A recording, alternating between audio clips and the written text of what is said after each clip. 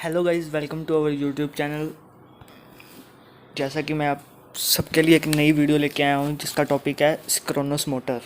तो आज हम बात करेंगे सिंक्रोनस मोटर के बारे में। इसकी हम डेफिनेशन जान लेते हैं कि सिंक्रोनस मोटर की डेफिनेशन क्या होगी। A synchronous motor is an electrically machine which converts AC electric power into mechanical power at a constant speed known as synchronous speed.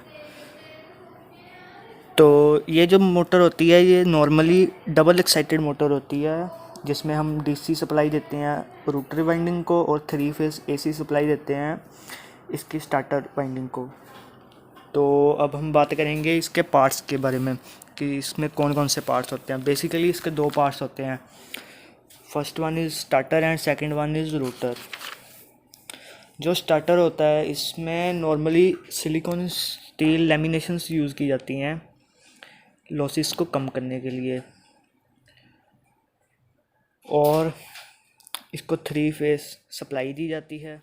अब हम बात करेंगे इसके रूटर के बारे में। इसका रूटर दो तरह के होते हैं, एक non salient pole type and एक साइलेंट पोल टाइप रूटर। ये तो हो गए इसके रूटर। अब हम बात करेंगे इसके प्रिंसिपल ऑफ ऑपरेशन कि सिंक्रोनस मोटर वर्क कैसे करती है। अब इस मोटर में दो तरह की सप्लाई दी जाती है, एक एसी और एक डीसी। जो तो 3 फेस एसी सप्लाई होती है वो दी जाती है इसके स्टार्टर वाइंडिंग को, जिसकी वजह से इसके अंदर एक रोटेटिंग मैग्नेटिक फील्ड पैदा हो जाता है।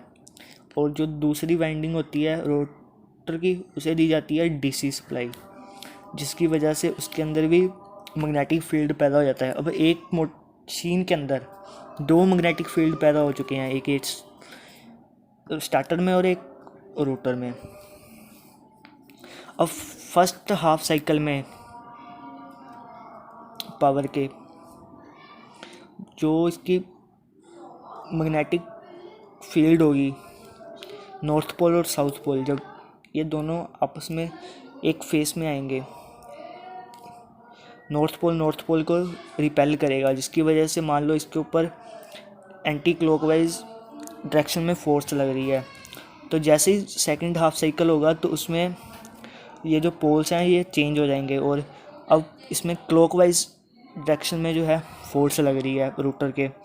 एक बार में रूटर लेफ़्ट जाएगा, दूसरी बार में राइट जाएगा, जिसकी वजह से होगा क्या, इसकी टोटल जो टॉर्क है वो जीरो हो जाएगी और हमारी मोटर स्टार्ट नहीं होगी। ये जो इस मोटर का है ना, सिंक्रोनस मोटर का सबसे बड़ा ड्रॉबैक है कि ये सेल्फ स्टार्ट नहीं होती ये मोटर। तो अब हम बात करेंगे कि इसको स्टार्ट कैसे करें भाई।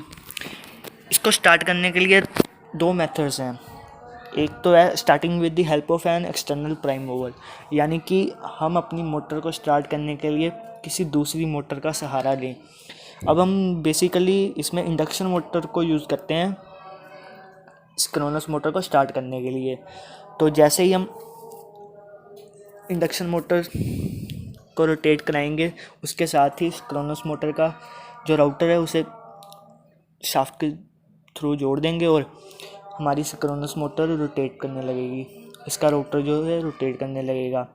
अब जैसे ही ये सिंक्रोनस स्पीड पे आएगा, इनके बीच में एक आपस में मैग्नेटिकली इंटरलॉकिंग हो जाएगी, जिसकी वजह से अब जो हमारी सिंक्रोनस मोटर है ये स्टार्ट हो जाएगी और रोटेट करते रहेगी लगातार। तो अब हम बात करेंगे हमारे दूसरे मेथड के बारे में, making synchronous motor self starting, कि हम इसे ये मोटर खुद ब खुद कैसे स्टार्ट होगी। इसमें नॉर्मली डैम्पर वाइंडिंग यूज़ की जाती है। इसमें an additional winding is known as damper winding is provided on the rotors poles. The damper winding consists of copper bars enameled in the pole face of the silent pole of the rotor। अब इसमें जो है damper winding bars provide की जाती हैं router में, जिसकी वजह से ये सेल्फ स्टार्ट मोटर बनती है। अब हम देखते हैं कि इसमें कैसे ये सेल्फ स्टार्ट होगी।